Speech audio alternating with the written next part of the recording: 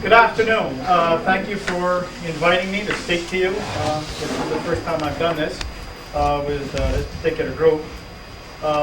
What you're about to experience today, I think we're going to give credit or blame 50% to Helen, who got me involved in this, and the other 50% to my son Will, who's in the back of the room, whose idea the subject matter was.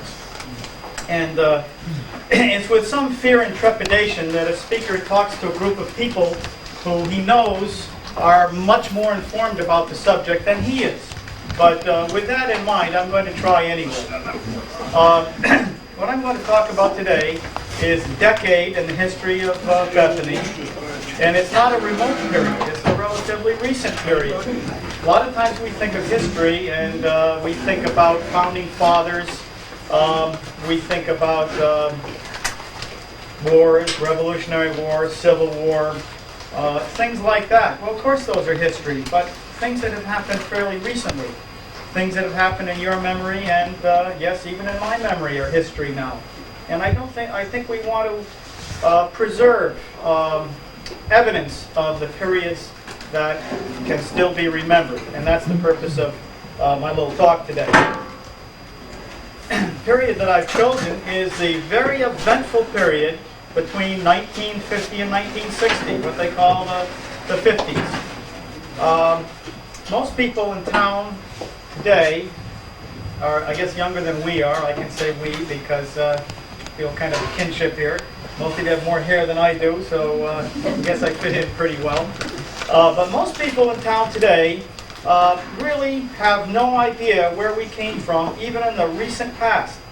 I've been to a number of board meetings and commission meetings where recent residents, people that may have only been here 2 or 3 or 5 years, decry the tremendous changes that have taken place in the town in the period that they were here, not realizing for a moment that most of the changes in our town took place decades ago. The period between 1950 and 1959, for instance, was the greatest period of growth in Bethany, certainly in this century. The population of Bethany increased by over 80% in that 10-year period. Imagine if our population increased 80% in the last 10 years or the next 10 years. It's hard to believe. In addition to that, lots of the things that we have become associated with the town and that we're familiar with took place during that period. And I think the best way to see the tremendous changes that took place in that period, changes that, for the most part, you people were responsible for. You people are the ones that made the town what it is today, is to look back and see what Bethany looked like in 1949. In 1949, we were a very small town. We had, I believe, around 1,300 people, not a very big population. We had a town hall without running water and without central heat. We had the town records, the land records going back to 1832, stored upstairs in a barn on the Hinman property. That was the town clerk's office. And I'm sure many of you remember going up over the print shop, visiting the town clerk's office. I can remember Sid Seversky telling me when he first took over as town clerk, and the office was still located in the barn, one of the most difficult things in the winter was building a fire in the stove and waiting for the ink to thaw before he could do any work. So it sounds like another world, really. Looking at the other end of the decade, by 1959, we had a town clerk's office in the town hall and a fireproof vault to store our records. Our fire department had a handsome new home at the foot of Peck Road instead of the one-room schoolhouse converted into a firehouse, which is what was in use in 1949. We had great changes in our schools. Well, actually, it was in 1949, I believe, that the very first addition was built onto the structure that we're in now. Yet by 1959, we really had, instead of a 4-room school, we had a school with 12 rooms. That's a tremendous change. 300% increase in school size in 1 decade. Can you imagine what people moving to downtown today would say if you told them that we were going to have to make our school 3 times larger than it is within the next 10 years? They couldn't conceive of it. Wouldn't be possible. You couldn't do it. No town could do that. You did it. You did it. I could go on, but as I said, you're much more informed about this than I, and you probably could tell me a great deal. At that particular period, I was probably, this time of day, I was probably right here. This would be just after lunch, and this is, I noted when they put the new ceiling in that there's still marks in the ceiling showing where the kitchen was at that end and where the dining area was of the area that was under a single decade. I'd like to show you some slides that were not taken by me. They were taken by Dorothy Morgan. I don't know how many of you remember the Morgans that lived on Hoadley Road, where Jerry Dwyer later lived. And I really don't know the purpose of this. I think she was taking some sort of a course in using audiovisual aids as a teaching technique. I can only infer this from the label on the package of slides that I located in the basement of the library.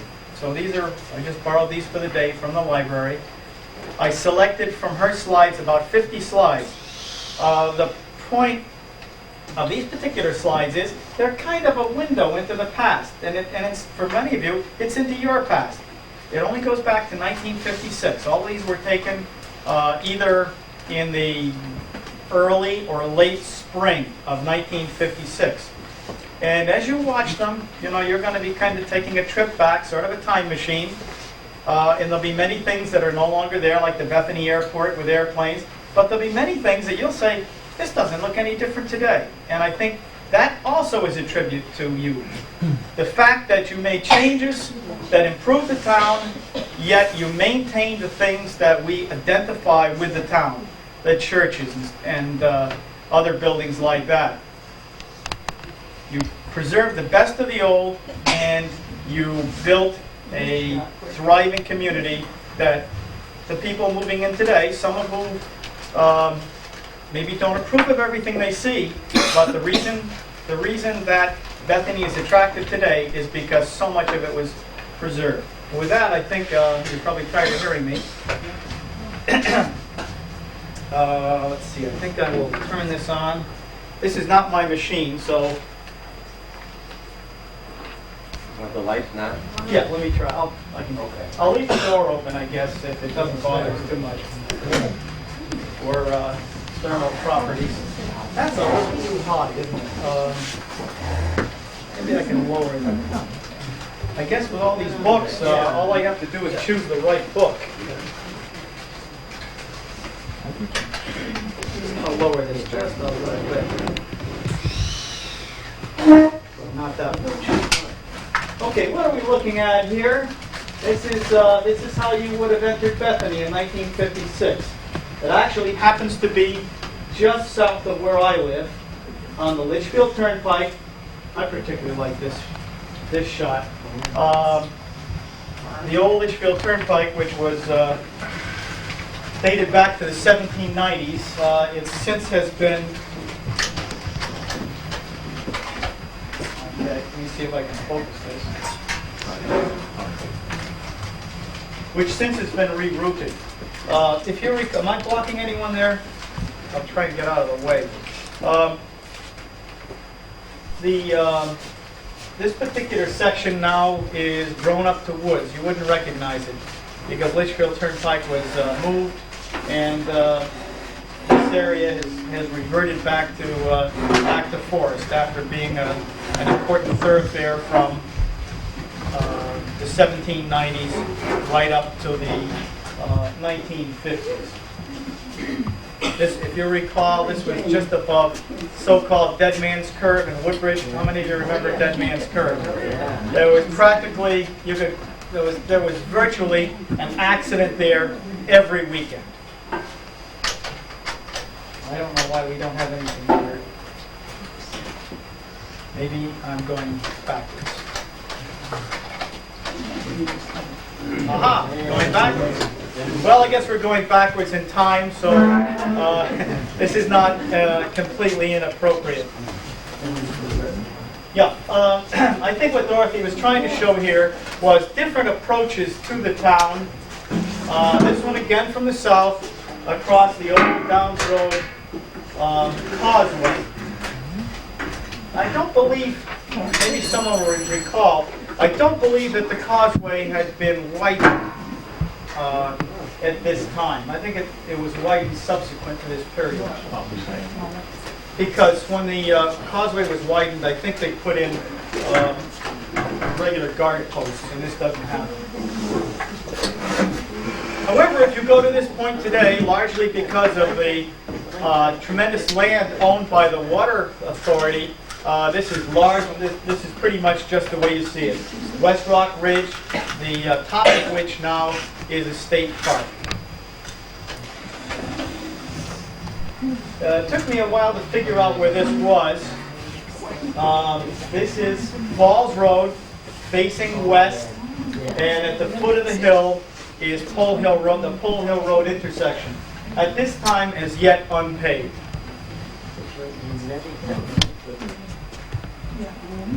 One thing I think you're going to notice in these photos, maybe not necessarily in this one because it's a winter photo, is that the land was so much more open in those days.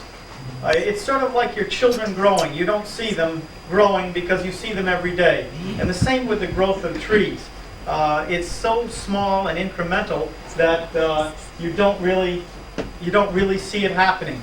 But many of the vistas that were visible to you, such as this one in 1956, does not exist today. This is the foot of Hatfield Hill Road over here. This is Downs Road. This is Ralph Downs' old house is just off into the right-hand corner here. So we're looking at West Rock. Beyond that is Madmere Mountain to your left, and the gap where Carmel Road goes down to Brooks and then into Hampton. Everybody know where they are? Yep. If you stood there today, however, there's so many trees that you just wouldn't see that beautiful view. I know many people don't want to cut trees down. Nobody loves trees more than I, but I also miss the open fields that we used to have. When we used to go anywhere and not by road, we used to go cross lots. There were no more lots. The old Bethany Town Hall. This is again before the town clerk's office was moved to this point. You will remember, however, the little ante-room there, the selectmen's room, and the courtroom in that front area.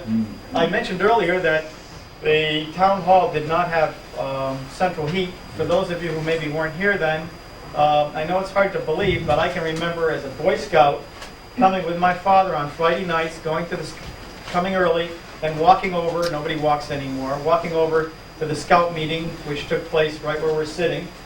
But we would always go early because my father was prosecutor, and one of the things he had to do in the wintertime was build a fire in the parlor stove in this little anteroom. Our library hasn't changed very much, and we hope that we hope that's something that's going to be changing very shortly. We're scheduled to double the size of the library. You'll notice at this point, the entire back field of the library is open, all the way down to the stone wall. It's all, before we can add on, we're going to have to cut down trees of considerable size that have grown up since that time. There was no north driveway here. The trees were much smaller. It will be gratifying for those of you who maybe aren't exactly familiar with the proposal to add on to the library that the front of the library will be unchanged. The entire addition will be in back of the library. So as you drive by, even though it'll be twice the size, this will still be the appearance from the front. This is our brand spanking new firehouse. You'll recall that Center Schoolhouse originally stood just to the left of the meeting room of the firehouse there.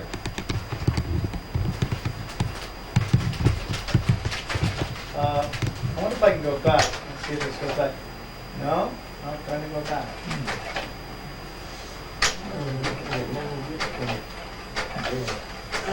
Okay. Okay, that mixed up. I was just wondering what we have here for fire apparatus. It looks like we have the 1935 Ford, I believe. Anybody know what it was? 1935 Ford? Yeah, that's right. It's probably Okay. a Mac too by then. I gotta be careful. The experts here, I gotta be careful. This is the 1950 Ford, which is still in service and probably out of sight. And maybe you can correct me. Probably out of sight, off to the right, if it's still around, was the 1924 Seagrave. Was it 24? And was it? Oh, it's 24 then, if you don't know. And probably right around this period that it became inoperable and parts were no longer available for it. But it was quite a historic piece of equipment. I feel bad. I'm right in your way here. Would you like to move? Could you sit down at the end of the table? All right, but then everybody won't see me. Well, actually, that's an advantage in itself. No, I mean, just sit down. How about if I sit down right here? Ah. Yeah, good. The state police barracks really is completely unchanged. This could be, except for perhaps the plantings being a bit larger, both the police barracks and the academy, which now is a DEP building, are no different than they were in this 1956, and I guess the barracks was built in 1939, and the academy just a few years later, 42 or something like that. What Mrs. Morgan did at this point is she was interested in some of the old schoolhouses, the buildings that were used for one-room schoolhouses before 1934, when this particular building was built. And this is Gates. All of them, except for Center Schoolhouse, had been made into residences prior to 1956. And this particular one shows Gates School, quite near the intersection of Route 63 and what's now Route 42. I don't know if Pop Anderson lived there in 1956. No, he wouldn't have. That was after Pop Anderson. Center Schoolhouse at its location in the BAA field on Munson Road, where it stood from 1950 until 1975, when it was moved to the school property and restored. It looks a little tired there, and a little sad, and a little forlorn, but it was preserved. And the only thing missing there, you'll notice, is the belfry had been removed prior to its being moved up Amity Road. Actually, it's an interesting story that this schoolhouse was moved back from Amity Road when the road was widened in the early 30s, then moved all the way up to Amity Road to Munson for use as a clubhouse, and then moved back down Amity Road to its present location. So this schoolhouse has been around a bit. It's got a few miles on it. You notice the large door that was used. This was installed for the purpose of getting fire apparatus in and out. Originally, we only had one fire truck, I think, in 1934, but in 1935, I think they added a second one, and they actually housed both of them in this building. Kind of hard to imagine getting two fire trucks through one door, but they must have had a big shoehorn or something. Smith School on Carrington Road, Route 63. Excuse me a minute. Anybody want to see the nurse? Portia? Arlen, did you quit? Jack. The Downs School on Downs Road, home of the Daw, Betsy Daw today. Looks like about a 41 Chevrolet. Anybody know what that is?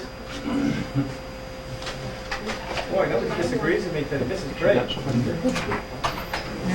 The Beecher School on Sperry Road. At that time, I believe, the home of Ace Curtis, who had fairly recently moved this from the west side of the road to the east side of the road.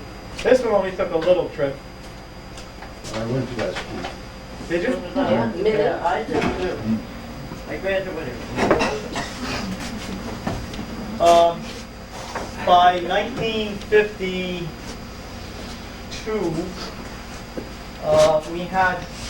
the town had built the large addition that accommodates the present-day town hall gymnasium, cafeteria, and so forth. The little addition onto the right there had been built a few years earlier. Anybody recall the time when Bethany students went to school at the police academy because there was no right here? I recall because the children wore their lunch set down there. Yeah.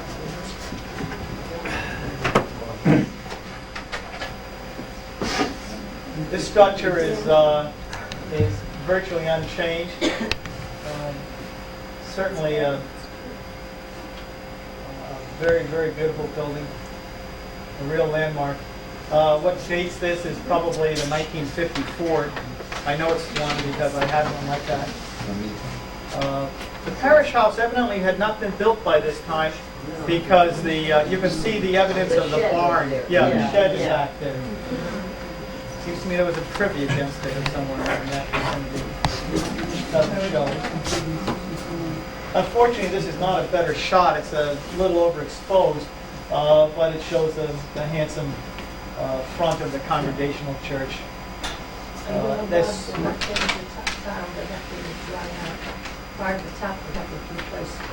I have been told that, and one thing I hope to do is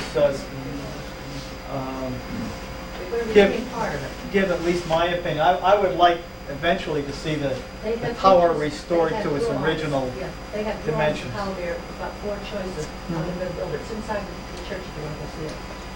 All right. Kitchen, This also was moved back to the road in the early 30s.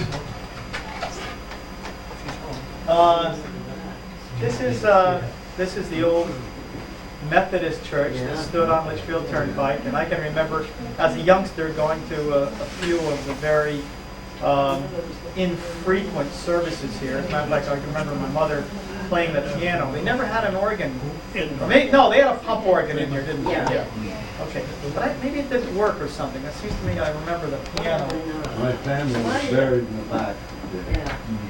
Yeah. My great-grandmother was organist at that church at one time. Okay, with the old pump organ. Yeah, and then there was this other man in town who to remain nameless who also wanted to be the organist. And my great-grandmother, I understand, refused to give up the position. So come one Sunday morning, she goes to church to play the organ, and he has brought a portable organ in and set it up on the other side of the back of the church there. It was a little After that service, he moved the organ out and everything was quiet. And Minnie, who was that? That was my great-grandmother, who was Alpha Downs, Mrs. Jerome Downs the first.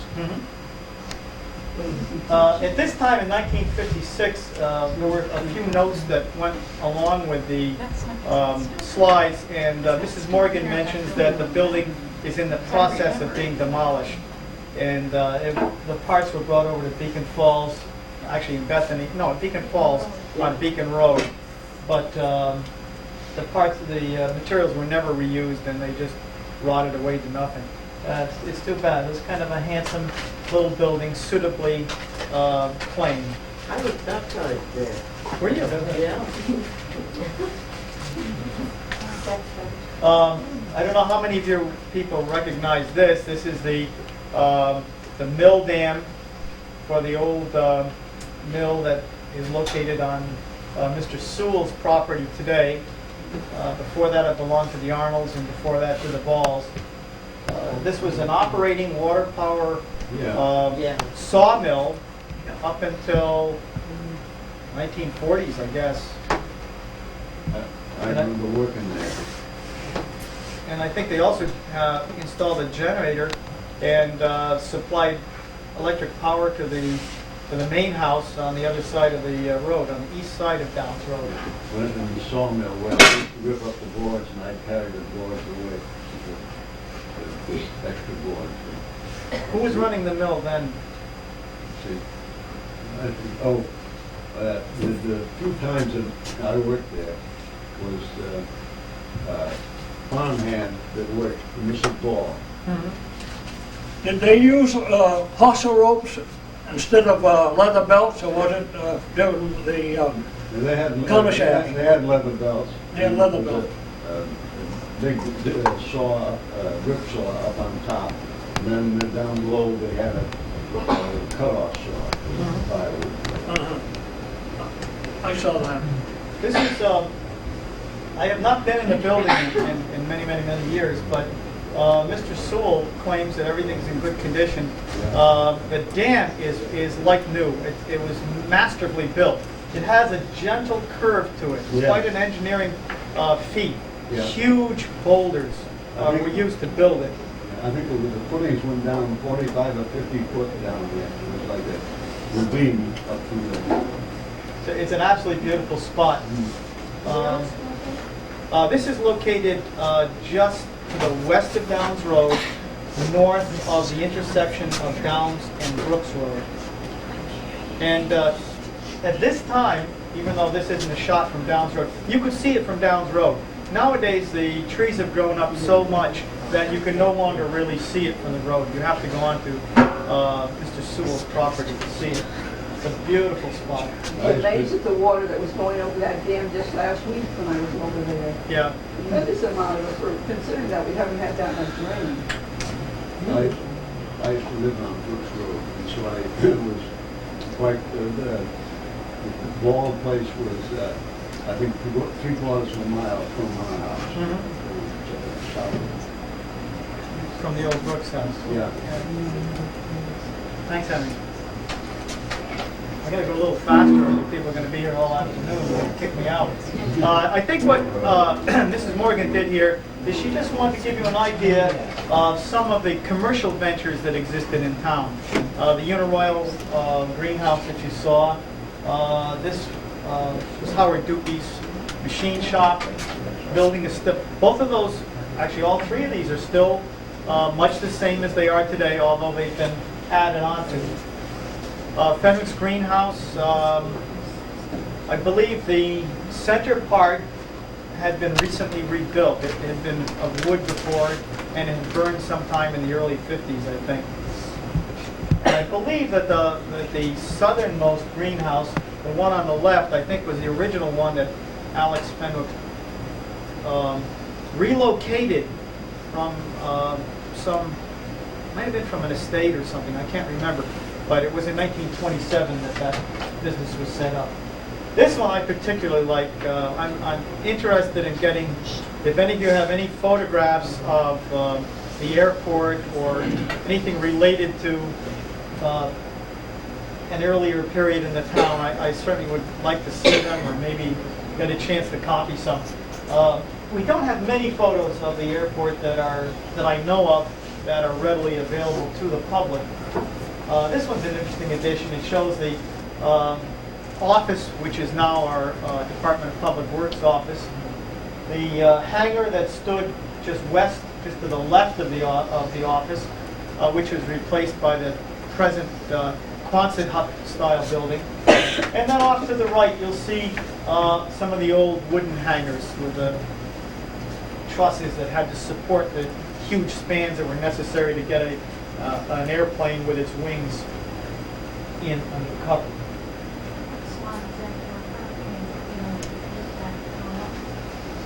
Right, there are quite a few. There were several buildings that blew down. One problem with hangars, I guess, is they're just not very strong. They don't stand up to heavy winds. This is Valetsky's garage. Back when we had a Ford dealer in Bethany. Not many people realize that we had a Ford. Actually, we had another. We had Elm Shade Garage, which handled Plymouths and Hudsons and Fords at different times. But in the 50s, it was Bethany Garage. I think if you stood there today, you would not be able to see the Poprowski house. It's all grown up in between. Jenny, you see your house? Yeah, I see it, I ain't talking. I brought my son, my oldest son's first Ford car through wall. Through wall. Yeah. And that probably is it looks like a 1956 Ford station wagon up with the gas pumps. I would be interested, we can't tell, but I'd be interested in what the gas sold for per gallon at that time. Along the same lines, we have Pleasant View Service Center and Market, as it was called, with Henry LaCroix, proprietor. Now the market is occupied by repair area rather than food.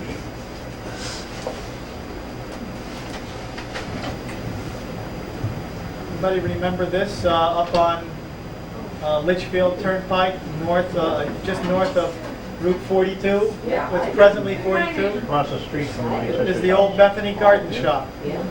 The house is torn down. We The sold house the is torn land. down, and so is the shop. The shop is no longer there. Probably raised. That originally, I think, was a Strunk property. Struck.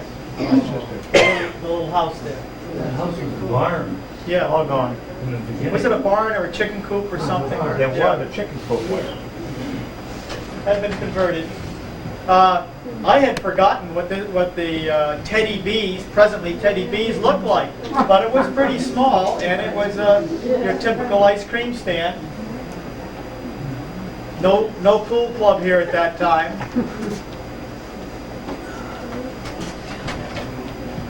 Ivar's, I kind of like this one. It has a kind of a nice general store look to it, especially the benches on each side of the door. I mean, you sort of expect somebody to be sitting there and whittling. I run that place for 3 or 4 months. Did you? Yeah. When was that, Henry? That was before Pop Anderson. Before Pop Anderson? Yeah. Okay. No, that was after. After the short time, I had the first auto route in Bethany, and I was going to use my question at the store there, so it would be an advertisement for the scheme. And big green those days. The original section would have been just the area with a darker roof because Ivar had added, I think first the right-hand part and then later the left-hand part. Interesting. Anybody know whose car that is? ZC268. Anybody? Could be. Could be someone here. 53 Chevy. Yep. You'll notice here that you can still buy kerosene right at the pump. That green pump was kerosene. The Emico station up at the corner of what is now Route 42 and 69. You'll notice that what is now Route 42, the old Cheshire Road, is not paved. No, that's, It was a pretty windy, narrow road, as I remember, and a little bit treacherous in the winter. The parts in the very short section in Prospect, and the part in Cheshire was paved, but the Bethany part remained unpaved for a long, long time. You mean going down the mountain? This is, yes, going down. The mountain is okay. Cheshire Mountain. Yeah, but the part going toward near Nettleton's Ravine, that's really in Cheshire. The Bethany line is just before you get to that little cutoff to Holiday Hill. You know what that is? Well, our line is just a little bit on this side of that cutoff, and You can tell by how the numbers change on the mailbox. yeah, That's how I figured out why the line is, because there's no sign there. that's true. Yeah. You also can tell. You used to be able to tell because that's where the pavement stopped. Yeah. Did I? Let me go back one. This took me a minute to figure out where it was, and I was a little disoriented, and I'll tell you why. Evidently, this was taken from the western end of the Lake Bethany Dam, which was built just 100 years ago. It's a century old now, Bethany, Lake Bethany Dam. And it's looking over toward Magmere Mountain. And I looked at this and I thought, well, there's something wrong here. How did the Channel 8 tower get here in 1956? Well, obviously, a little bit of thought brought me to realize that this is the earlier tower that stood about a mile north of the present Channel 8 tower. Still a beautiful view. Yeah, I used to work there. I painted that fence. And Well, it was stuck a plank, and I just sat over nothing with about 40-foot drop down.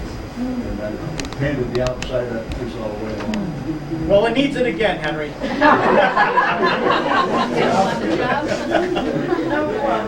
When we were kids, 8, 10, 12 years old, there was no fence around or anything.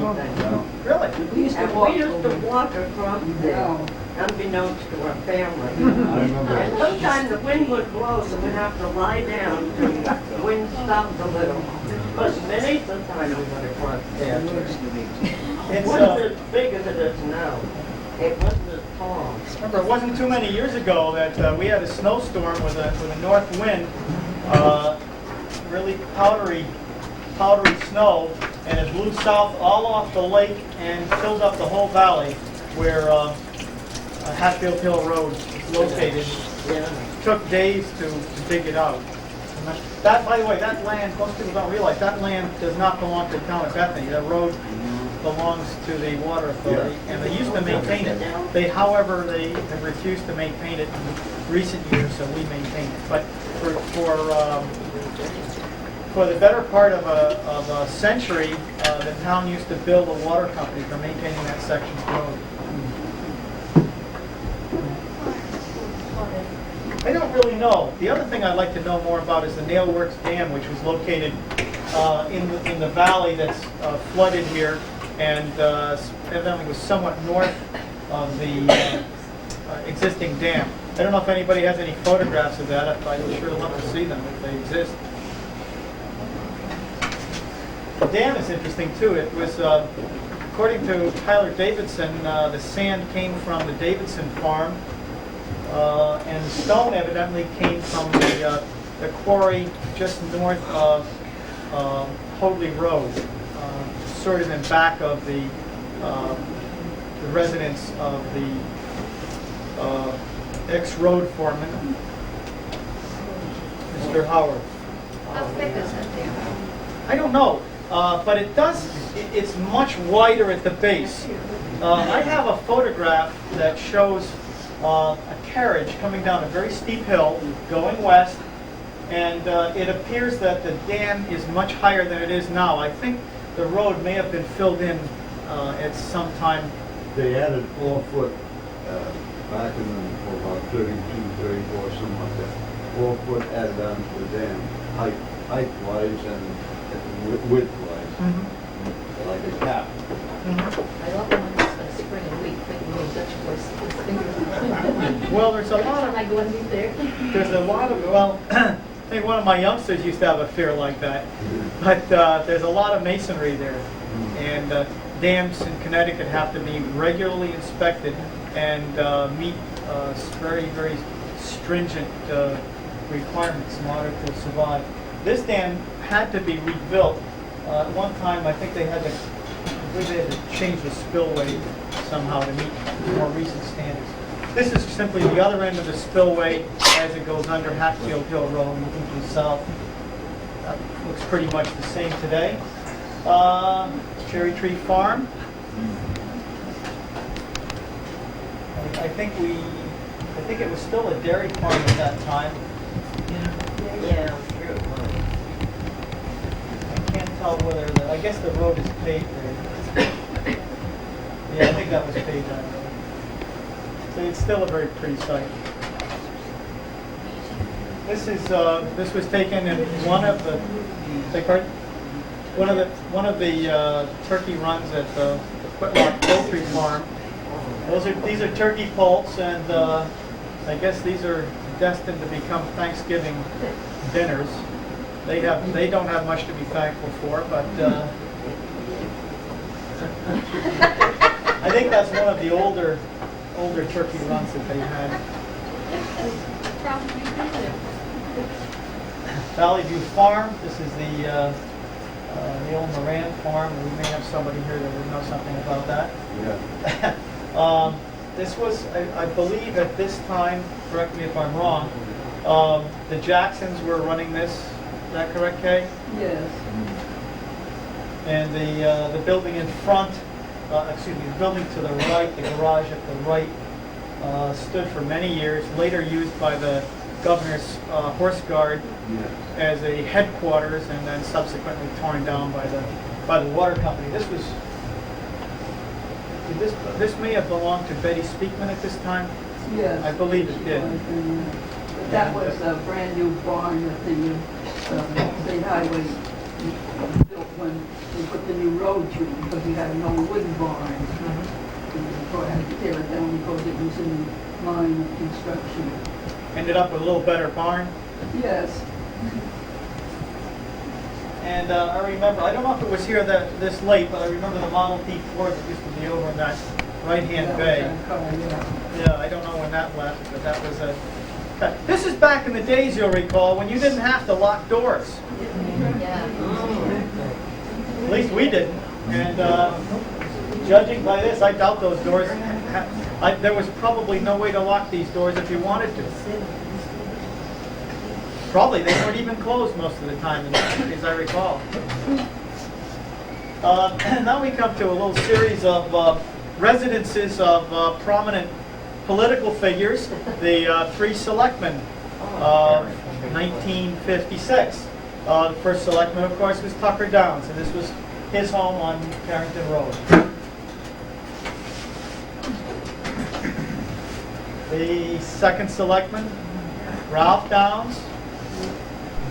And notice how open that hill is. I mean, you can just see it's just the horizon there. You would not see that today at this point, at the intersection of Downs and Hatfield Hill.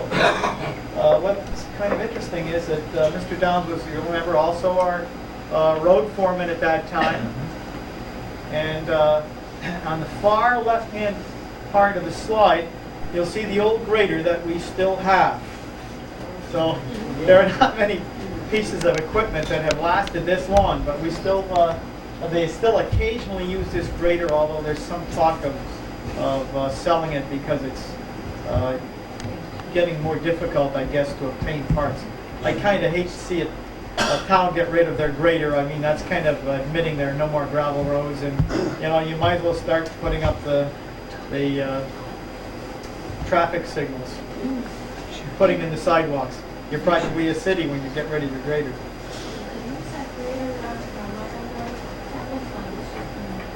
Yeah, Myers Road had been recently graded, but instead of the grader, they're using a bulldozer. I think they're afraid that the grader is going to break down. It's kind of on its last legs. There was some talk of selling it to the Water Authority, although it occurs to me that if the Water Authority can use it on their roads, we could use it on ours. That has not come to fruition. This was the home of our then third select woman, our first woman select person, I guess we'd call them today, Elizabeth Fox on Sperry Road. Again, if you drove by there today, I don't think you would see exactly that view. So many trees have grown up. George Vale's house looks not unlike that today. One of the earliest homes in the town. At this time, the Amity Star had already ceased publication. It was published between 1950 and 1953. And the home of the Amity Star was a little building just north of this house. The Perkins house, originally then Cartmel House on Litchfield Turnpike. Birthplace of Sarah Perkins, who became husband to nationally recognized artist, George Dury.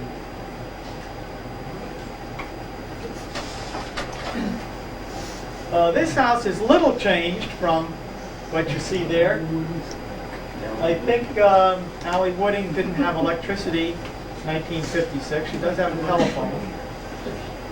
But if you walk around this house today, you won't find very much that's altered, either interior or exterior. But certainly from the exterior, it looks much the same. It's nice to know some things don't change too much. This is the Dayton house. I guess the Brennans lived here at this time. It was the site of the Dayton robbery, a story all in itself. The Hoadley house. One thing I noticed about this is one of the few places that it looks a little. We have more grass in front of the house now than was there in 1956. I was able to get the state to put in a curb and a grass strip, but in 1956 the gravel went right up to the fence.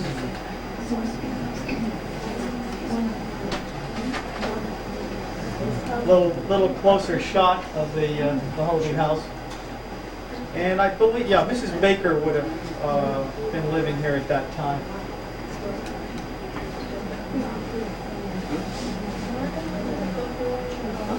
No. Yes.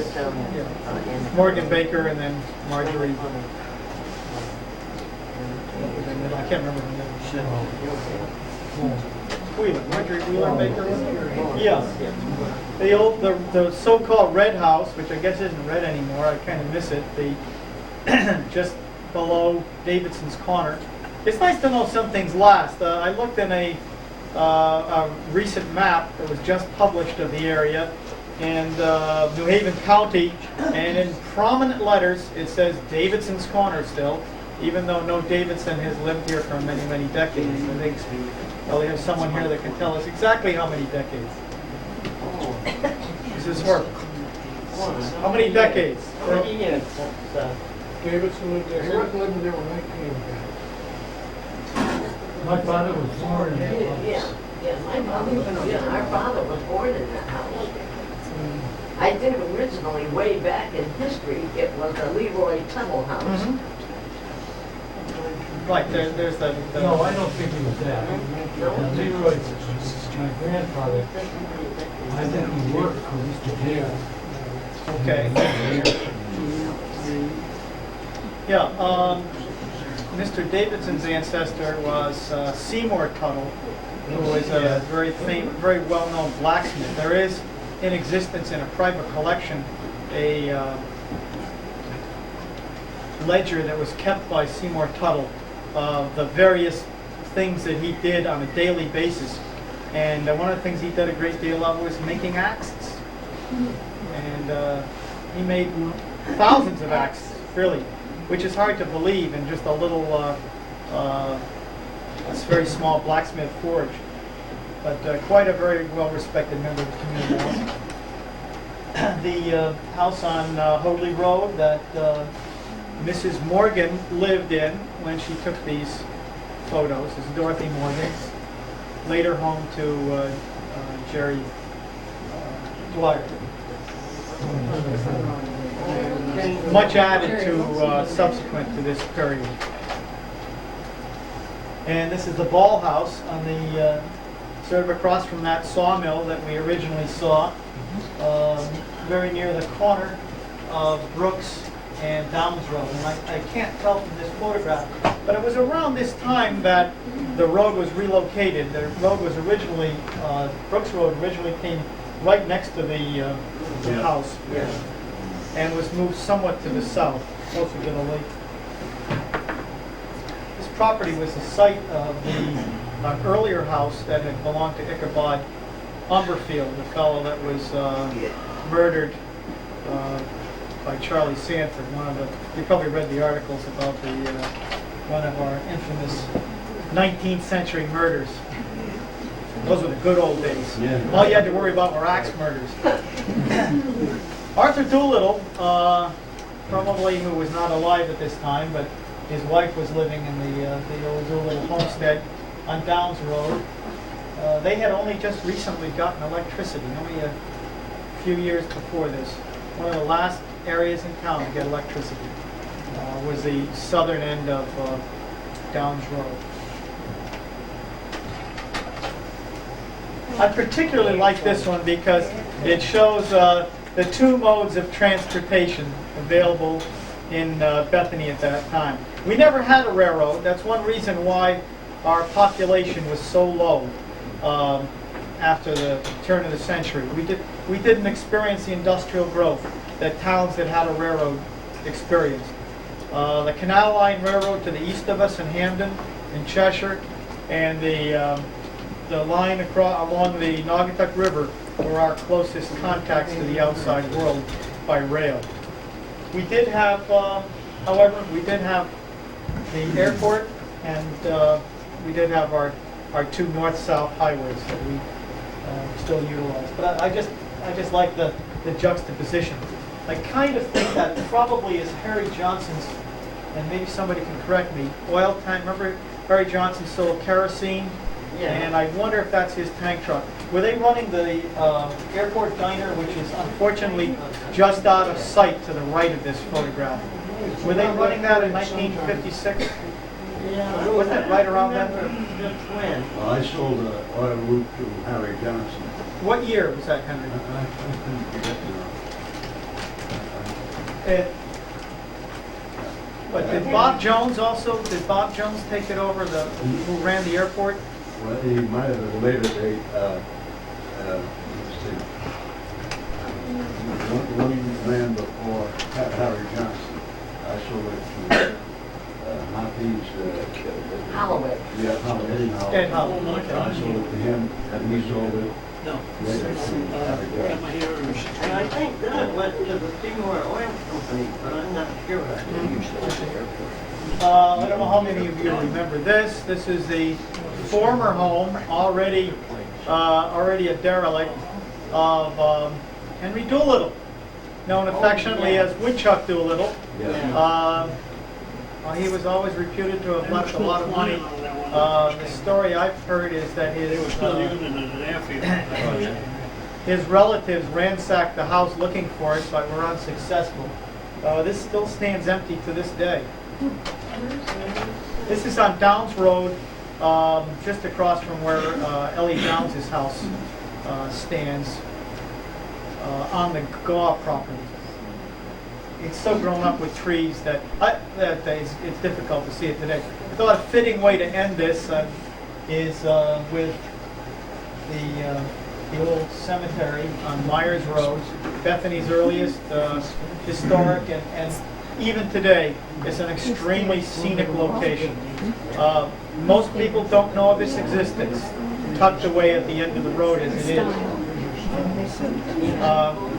The style in the foreground is left over from the days that you would want to be able to enter and leave a field without allowing your livestock to do the same. You could enter the cemetery without necessarily opening the gate. The grave of the original congregational minister, Reverend Stephen Hawley, still there today. And this is Sperry Cemetery, right across from where I live. I thought this would be a good way to end it. Looks very, very much like this today. This English boxwood is just a little bit bigger. It's never been trimmed. No one has ever clipped it since 1950s, probably since the turn of the century. But it hasn't grown much since 1956. English boxwood is an extremely slow-growing plant. Yes? Is that stone that we saw Saturday when we were in there, it has the Whitlock plaque on it, was that an original stone that was there, a boulder that was there, and they just put the plaque on it? No, that's something that was brought by Clifford Whitlock. The big stone Yeah, itself? it's located on the left-hand part in the rear of the cemetery to commemorate, or to rather, to memorialize his son Norman, And what he did, instead of using a more conventional tombstone, he simply had a boulder placed there with a bronze plaque on it. It goes down. It's an My son interesting. said that was right, and I said, no, I'm sure they wouldn't have that kind of stone. No, that was brought in. That was placed there. He was right. You were right. I'm trying to think whether this is. I don't know if that's Ichabod Umberfield's creation or not. I can't read it. The one. I think it's this one over here, but I'm not absolutely sure. One thing you might notice here is this is back in the days before lawnmowers. The cemeteries were mowed once a year, and this would be done with a scythe, not with a lawnmower. They were a little bit too lumpy in those days for modern techniques. Well, I think that's all we have for you. I'm sure I've taken up much too much time. And we're going to turn on the lights in a minute and see how many of you are asleep.